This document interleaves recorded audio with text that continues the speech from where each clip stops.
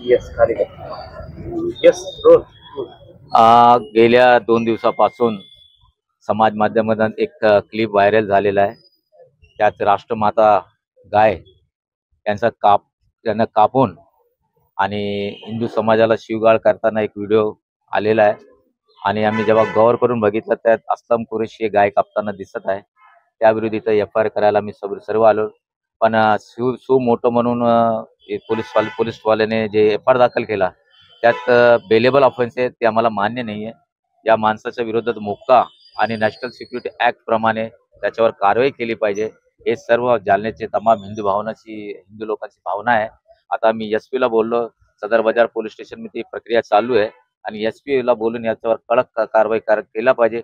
आणि गणपतीचं विसर्जनचा अगोदर हा माणूस अटक झाला पाहिजे, नाहीतर आमचे आंदोलन तीव्र करणार आहे.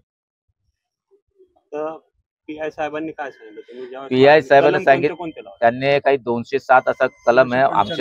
माझ्यासोबत आमचे मित्र ॲडव्होकेट अर्जुन राऊत आहे. ते म्हटले हे बेलेबल ऑफेन्स आहे, या बेलेबल ऑफेन्स त्याला कधी बेल होऊ शकतात. पण आम्हाला ते मान्य नाही. आणि पोलीस म्हणतात आता आम्ही सुमोटो दाखल केला, तुम्ही फरियाद देऊ शकत नाही. मग आम्ही एक ऍप्लिकेशन देतो आणि ऍप्लिकेशनवर आमची जे भावना मी देणार आहे आणि त्याप्रमाणे त्याच्यावर कलम ऍड केला पाहिजे. आणि त्यासाठी आम्ही SP ला बोलणार आहे. मोका आणि नॅशनल सिक्युरिटी जोपर्यंत त्याच्यावर होत नाही तोपर्यंत आम्ही पण शांत बसत नाही. शांत नाही बसणं म्हणजे काय? रास्ता रोको हे बघा, आता प्रिमिलरी आता फर्स्ट स्टेज आहे की कंप्लेंट करणे आणि त्याच्यावर काय कारवाई होते ते बघणे. आम्हाला वाटतं की योग्य कारवाई झाला तर आम्ही शांतीने राहणार, योग्य कारवाई नाही झाला मग आम्हाला काय करायचं आम्ही ठरवून घेऊ. आणि जेवढे अवैध कत्तलखाने चालू आहे जालन्यात सरासरीच आता पोलीसवाल्यांना सर्व माहित असतो कुठं काय चाललं कुठं काय नाही.